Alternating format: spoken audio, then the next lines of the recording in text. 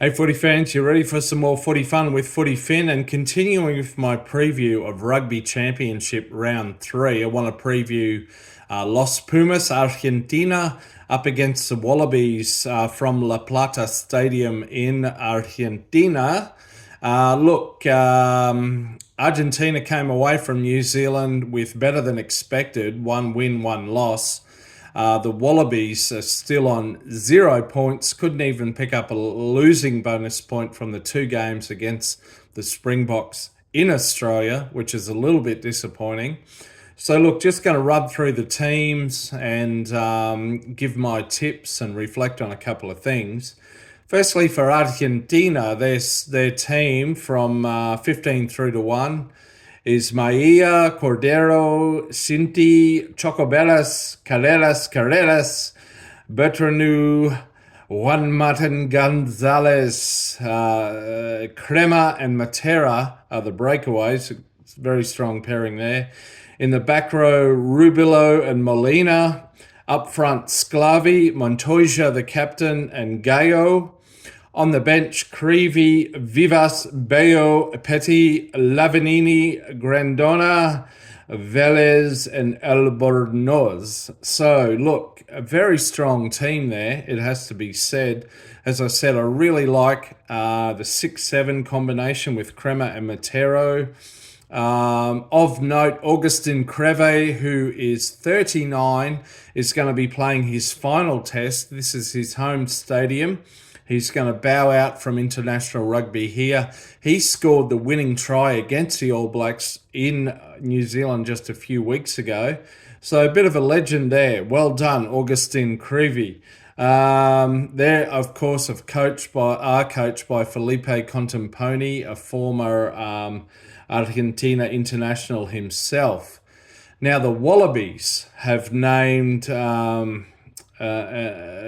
one debutant in Hamish Stewart at the 12th position, inside centre, and the new captain in Harry Wilson. So let's just run through their team from 15 through to 1. Tom Wright on the wings, Coriambete and Callaway in the centres, Stewart and Ikitau in the halves. Jake Gordon returns with Noah Lolesio. Harry Wilson at number 8 is captain for the first time. The breakaways are Valentini and Tizzano.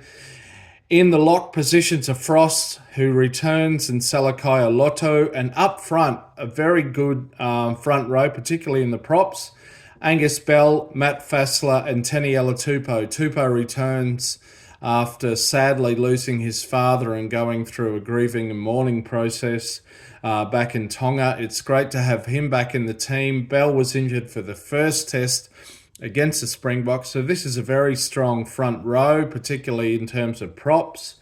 They've pushed sometime Wallaby captain Ella Toa onto the bench. So the bench is Josh Nasser, Kailia, Ella Toa, Williams and Gleeson. Tate McDermott is the reserve scrum half. Ben Donaldson, bit of a utility that can fill in at fullback or fly half. And then they're persevering for some reason with Max Jorgensen at number 23. I'm not really in favour of that necessarily, as I've said before, but that is as it is.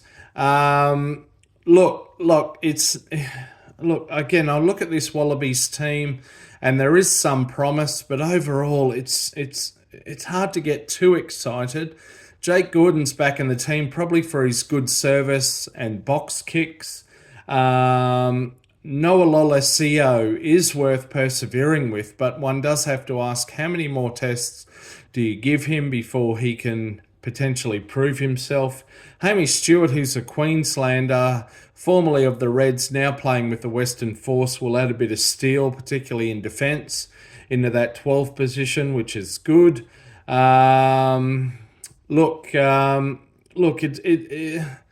It's a bit of a rebuilding team, and as a Wallabies fan, I've said it on this channel before, I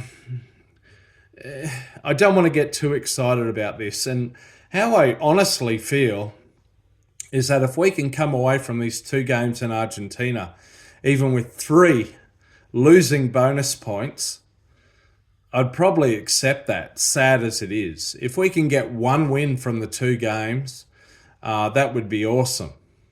And it may happen. But for this particular game, I'm tipping Argentina to win. Not necessarily by a great margin. The margin, I think, will be less than 10 points. But sadly, I think Los Pumas are going to win this one. Anyway, let's wait and see. Hopefully the Wallabies can show some signs of improvement over what they demonstrated somewhat disappointingly against the Springboks here in Australia a few weeks ago. But yeah, look out for my new series here. If Netflix don't pick it up, it's going to come on this YouTube channel, and that is how rugby is dying in Australia, or why rugby is dying in Australia, a multi-part series. Until next time, please hit me up in the comments, like and subscribe. You can help make world rugby stronger by making Australia rugby stronger by supporting my channel. We all want that, right? Okay, until next time, maybe catch you around the middle of a rolling mall. See ya.